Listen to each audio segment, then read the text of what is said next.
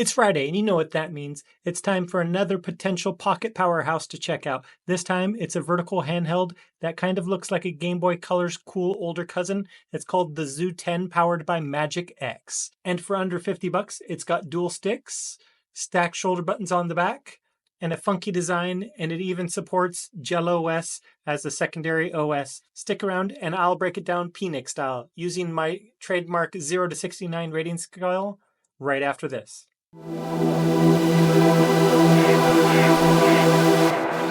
Hey fam, Swatitu con PNIC here, and it's time to dig in to the review. But before we get started, let's go ahead and break down my rating scale once again. I give you 7 categories: the unboxing experience, internals, first impressions, ease of use, customizability, controls, and the overall value the device will give you, all on the 0 to 69 scale, with 69 being absolutely perfect and 0 being absolute trash. And what falls between will determine if this device could potentially find its way to your pocket or not. So let's talk about what you actually get when it arrives to your door with the unboxing experience.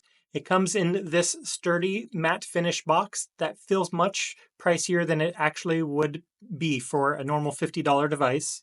And I know you don't see Magic X anywhere on it, but they are the OEM that made this device. And inside you get a device on a clear tray wrapped in a nice packaging. Of course, this is my purple model, but you can see that it also came in DMG gray style color. And inside it, you actually get a manual that is not just a piece of paper, but it's actually usable. And not only is it usable, but it's also the manual that was intended for this device, which is a big win compared to some devices, as you will know if you've been following my channel for any amount of time.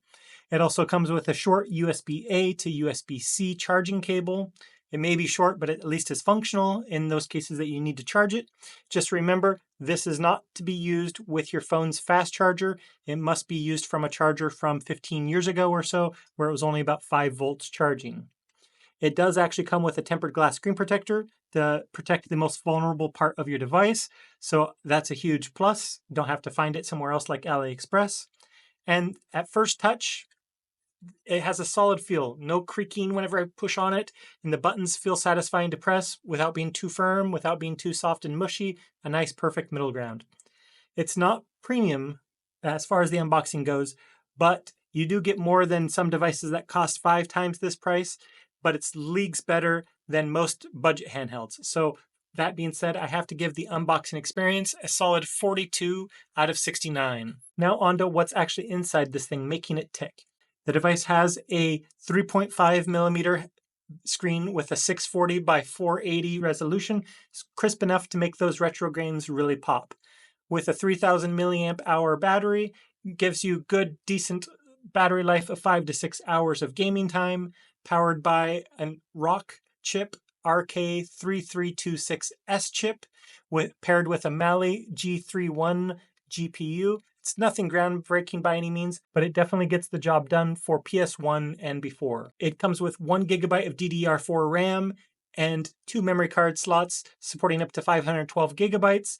As you can see on my box, I got the 256 GB option from AliExpress when I purchased this device. It also supports USB-C OTG, which means you can plug in an external controller for either remote play yourself and have the device sitting down if you wish, or if you're going to play a 2-player game with a friend. The USB-C charging, of course, is also a nice touch and modern. The easy way to remember, OTG is towards the center, and USB charging is off on the side.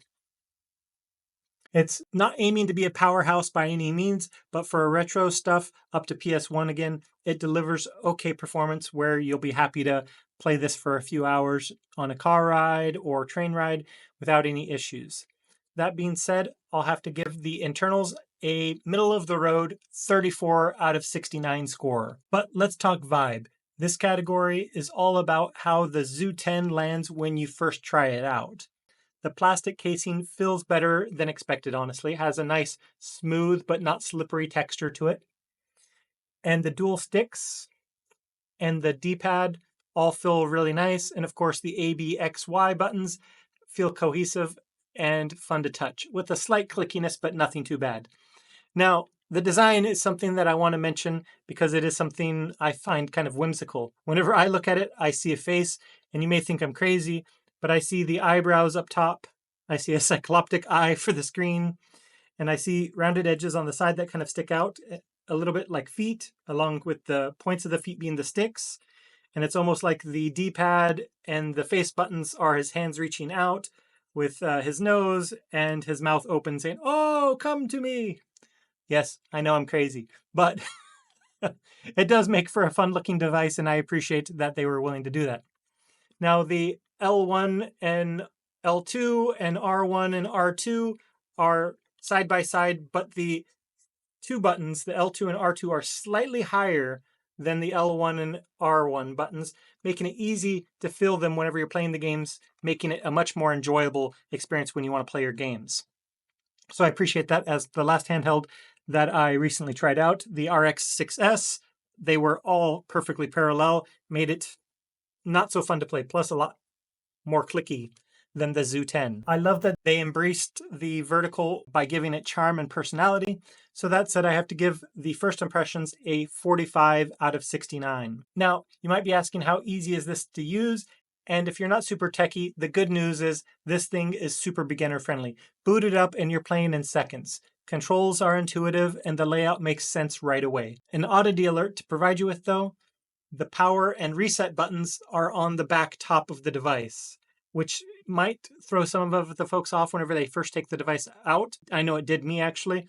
So right here, power and reset. And the G button right here allows you to exit games once you're inside of a game. So you'll want to push this if you want to exit out of a game. It's not always obvious because, again, most consoles is start and select and then you can exit out.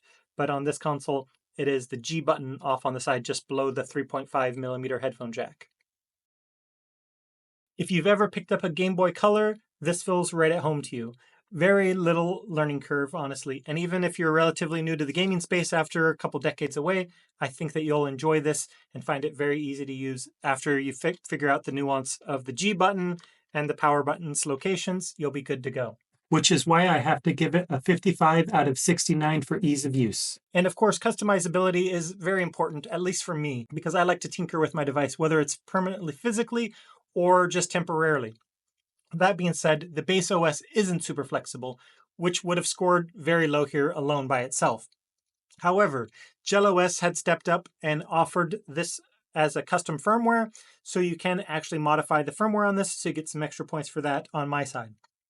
As well, Etsy has grips and cases that are made specifically for the XU10, plus not only are they nice little grip whenever you're holding onto the device, but then you can slide it over the top of the device and actually protect your screen with your case or controller handled style case there.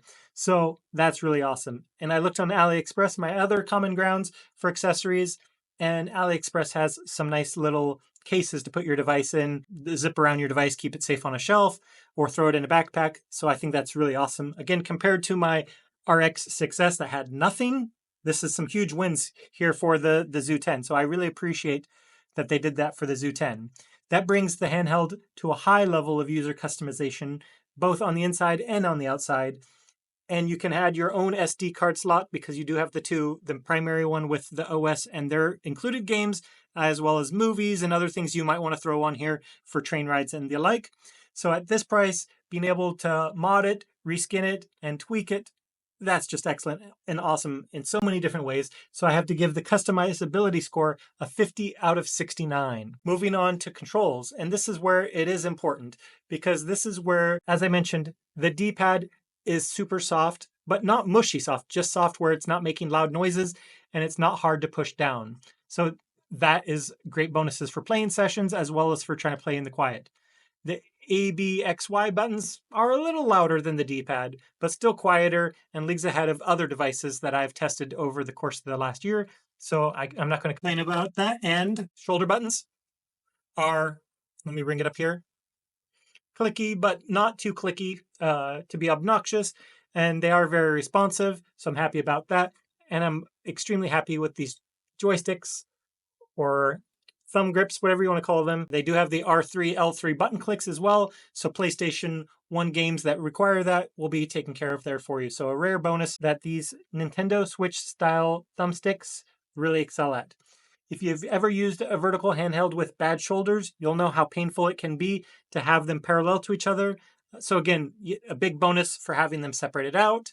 And this one avoids that entirely with the slightly raised level of the R2, L2 buttons. So I have to give the controls a solid 45 out of 69. But of course, as I mentioned earlier, where value is concerned, that's where you really want to be looking at to see if it's worth your hard-earned cash. Let's be real, that's what everyone wants to know. Is it worth the cash?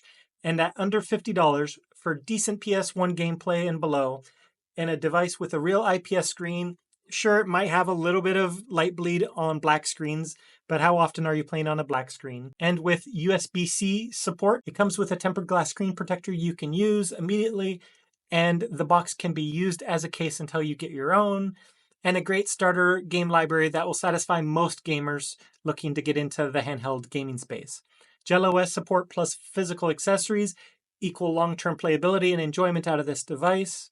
And for a first handheld or a gift, this thing is fantastic at this price point. It may not be perfect, but it's a lot of fun, very affordable, and totally worth it if you know what to expect. So I have to give the value score a 49 out of 69. Let's bring it all together and run those numbers by one more time. For unboxing, it got a 42. Internals, it got a 34. First impressions, 45. Ease of use, 55. Customizability, 50. Controls, 45. Value, 49, bringing the overall score to 47 out of 69. That's all good and well, but what can we look at as far as the pros and cons of the device? Well, my top 4 pros of the device are for a vertical handheld. It's got a unique design with charm and quirkiness to make sure that it just doesn't fit in with all the other handhelds, and I appreciate that. It comes with a real tempered glass screen protector, not one of those plastic films, so I really appreciate that. I really enjoy the GelOS support for better software experiences than the out-of-box experience, which isn't bad at all, but again, I just like the flexibility. And it is comfortable and responsive as far as the controls go and in the hand, as long as you know what to expect from a Game Boy Color style vertical handheld. Let's look at the top 4 cons. It does have middling performance, as it won't have great performance on every N64, PSP, or Sega Saturn game, but for the vast majority of games, it will run fairly well in that generation of consoles. And does have a slightly awkward button placement as far as trying to remember the power button is on the top back and the G button is on the side, as most people call it a function button and put it in the front, or combine start and select to equal a function button. However, Magic X decided to make it a little different with this device. Nothing wrong with that, just makes it a little bit of a learning curve if you have used other vertical handhelds. And the face buttons are a little loudish, can't deny it, but compared to other handhelds, it's not bad. It's me nitpicking at this point. And the stock OS lacks customizability, so you really are hamstrung if you want to add other games, if you want to add a lot of different things. It's not going to have that same flexibility that other devices will have. And who is it for? Well, beginners looking for a Game Boy Color style handheld, and collectors who are looking for a whimsically designed vertical handheld would definitely be the go-to audience for the XU10. And finally, who should skip it?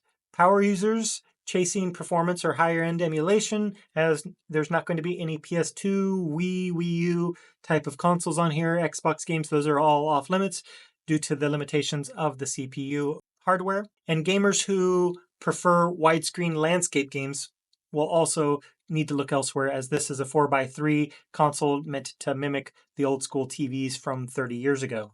If you're curious about handhelds like this or want to compare your experience with others, come and hang out at phoenix-handhelds.com and jump into the forum. This device would be in the Handheld Hodgepodge forum. I'd love to hear what you think of that, either on the forum or down in the comments down below. Until next time, this has been P. Nick.